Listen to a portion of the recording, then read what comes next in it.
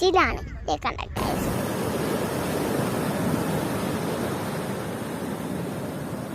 ഇതാണ് കടലിൽ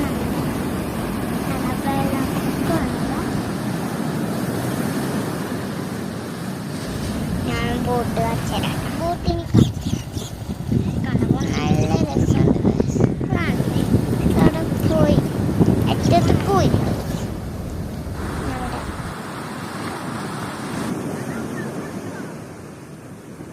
നമ്മുടെ ഐസ്ക്രീമിൻ്റെ വണ്ടി വെച്ചത്.